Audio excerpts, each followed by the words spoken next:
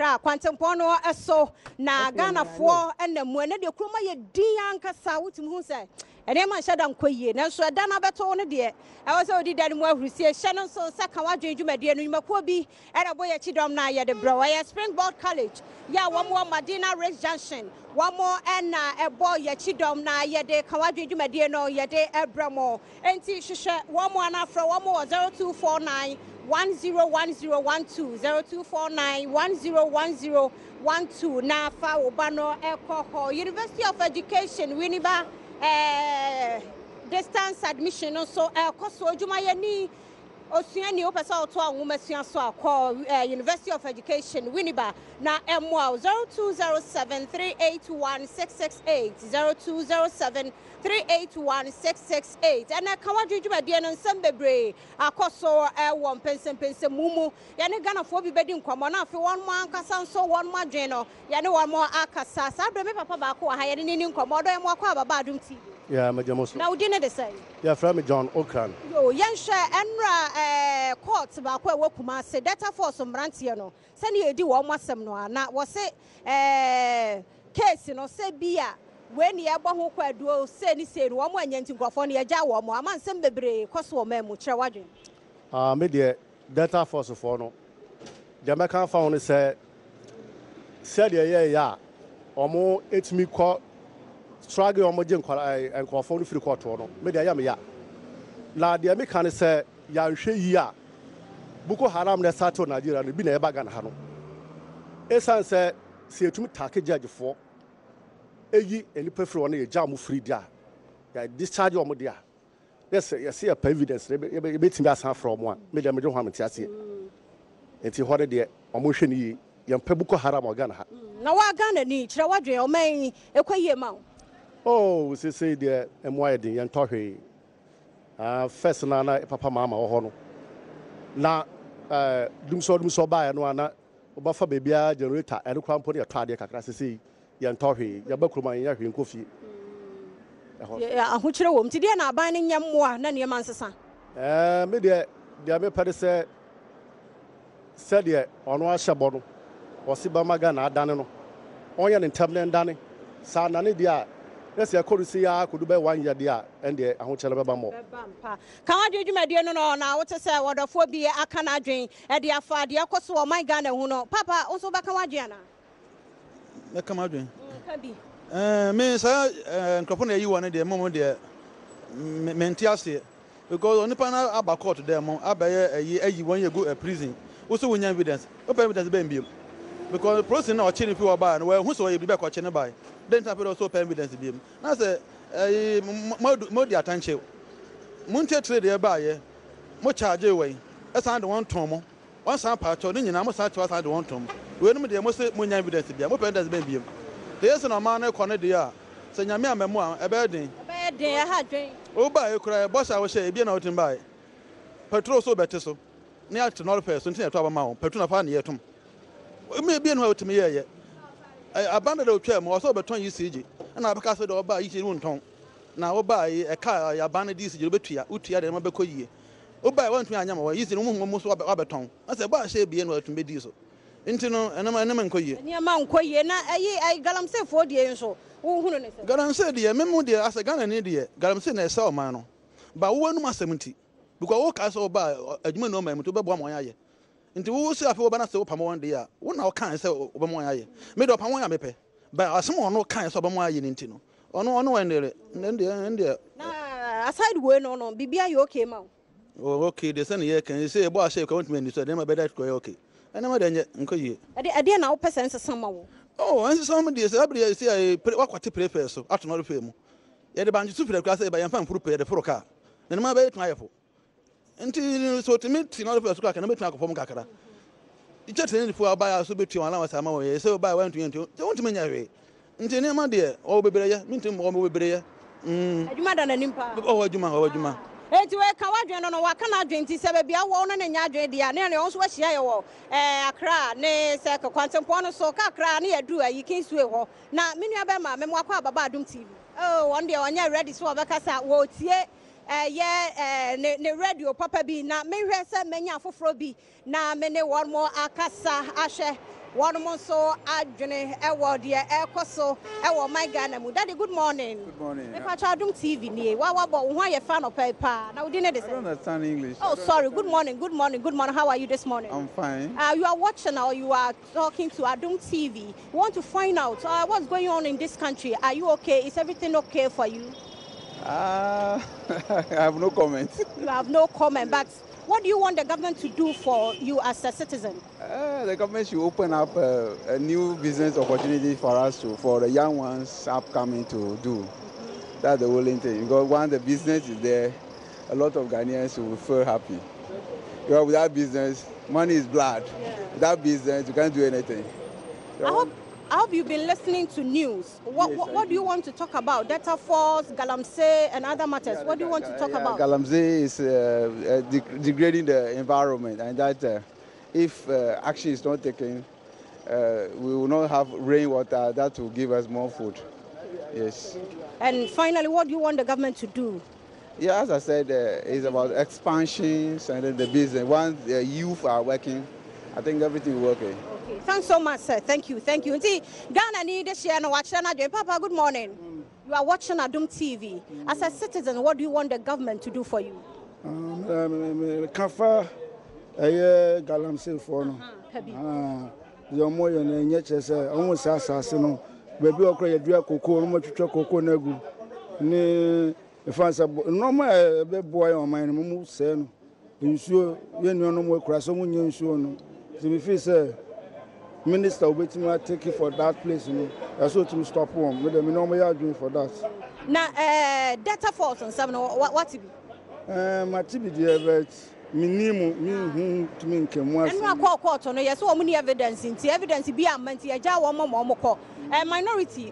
What parliament? I answer 12 share. Mugana for Casa. Any fancy a jam or mocosa. Who knows? Oh, me say I'm one of them penny for move my nti the movie say you know I'm fan 2 years minority for no so say I'm plan I'm antena se na mo hu me the leader be ko yi no se be support no ade pa na nka wunya nka ban ne yema wa ho beto me oh some of the ndwuma na o se ba Ghana young boys in your bread you say you to ade ne ade no more be just say some of your mind say o my promise be e go so hwe nim say promises no ebe adwuma me the minimum no yada se kawadwe no e wa Adom TV so na wote say ye ne enua beman edi enkomo na no kroma ye hye papa ye hwe ni mo say ye benya afoforo bi na ye na fifre to wona ye ma hu say fifre e tene papa brante pa oh bemana wante wa ye hye papa cross by plan enti kawadwe dwumade no hye no so say enwumakuo bi na ebo ye chidom kawadwe wo ba bi na pese o kawadwe a o fra 0241 23306 096 0241 233 096. Now, so what can I join a Jayakoya Nimana 0244 905 881? Oh, baby. Now, Pesa Kawaji, Yadi Bahormodiana, Yanuashia, now Yadi and Como 2C mobile TV, and also baby, and be an ultimate TV. And today, here is our app, no, over download 2C mobile TV. Kawaji, Adom TV programs be a cost TV stations, no, Ubenya be a share. Papa, Memoaqua Badoba Adom TV. So, hello. Really a surprise. Ghana, baby, are you okay, Mom? It's God. What do you expect? You can't rely on political issues. You know.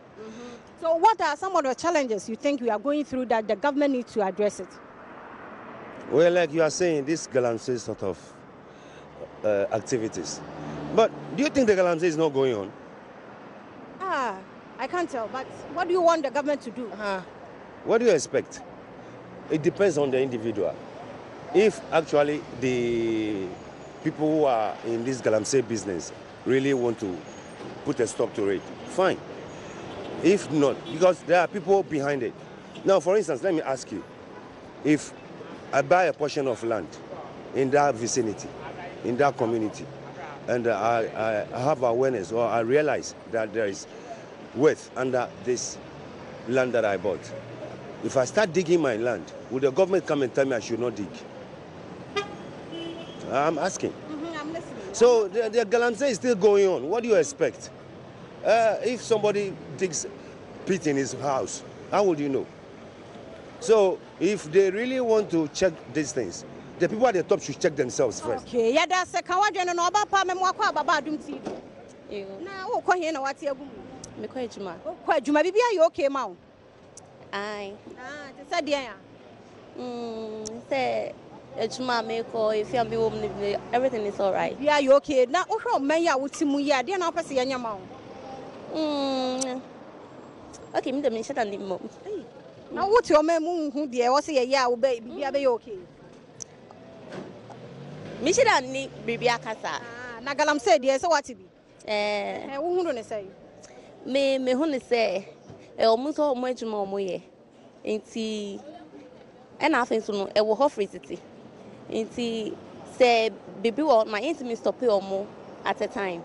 But you bet me, I share. We are protecting or mocha class and a bear almost on where man say. Any about no, yada, papa, can I drink you, my dear? I'm in common, mamma, and soon Casaka crap. Mamma, good morning. Good morning. I don't TV near now. What dress come up? You and be okay? Oh, Yamia don't be a boko. That is how you walk his here. May call Adabraka Polyclinic. Why later now? My late. Oh, Kafra, but can I drink? Oh, your mamba power here, you must more, maybe be okay, mount. Oh, Yamia don't be okay. News and also me, I shall so TB. Galamsey, no, ne, data force, then I'll be careful. Oh, Galamsey, ne, ha, yes, you a hanima be brave. Ama how Ghana a culture and yama be brave home, take Galamsey and Yadia Beboa, tea. Master Minuanoma, almost say, a my fear adjo dear. Name was so much I am. Okay, yeah, that's a papa. Yeah, that's a Kawaji Jumedia no Shannon so to see mobile TV or download dear, not just a baby. I will be a so will nam chroma bonte so over to me I should be a world phone no so Kawaji a be a baby up as friend Yambra Nianamon Casa 0241233096 and 0244905881. Now what they are by Badwam ye papa na University of Education winning by distance admission also coso and he was Sukuni Ojumayani now per so 0207 381 668 0207 381 668. Now one more at the Nkomo Springboard College and so boy a bangumasuya mupadia was all do bano echo Springboard College na and umasuya echo anymore Madina Race Junction from 0249 101012 0249 101012. Now when one more so akasanyimakui and a boy Chidom na ne Kawaji Jumediano so yenya ho kwan na yade ebra and then on America you know chroma ya papa will be a what a pentama contemporary sa entina and who I de mame ebra we dwane we dodge many be mention kasadio kukrodroni yamwa baba dunti adwuma mu tesai boko na wo ya adwuma be Medimate. Na mate adwuma wo man mu tesai sare enkoye ablabonu mo de pa we bo na why ama isa no boys in the YouTube on the blanca say in the bayan common system na o manye bibi na bibi anko so na nsu ntumi nya adwuma nya na mate na apesa oye oh da bi mate ni ha say me pesi mi nsu aka na kan isi aka na kra o nsu aka wi aka lances kwa ya 12 million upta 10 million kwa ntumi nya ma ndi ama ya ebele pa ntano kra bo mo hwere mo kan ye na bibi anya fa ma ye iti ade na aban nya ma mo na mo ho ntom oh so no betumi asem ma lance ne bo na akofo me dia na yeso nkola na yesu na yepe yesu edi meti no yesu betumi aye masters ma obi so aye den etumi esu adwuma ni bi wo yesu yensem na meti de mi hu isan ka atike ma de na ogina he oh I say na nkasa mable mo na mi na aye me ya nti mi se obi esu nya de onko bi ma me na so mi nya me kakra nti na no adwuma na mu aye den papa power stress and sakraye beba na agya ne ma koye ede ama no ka waje adwuma de no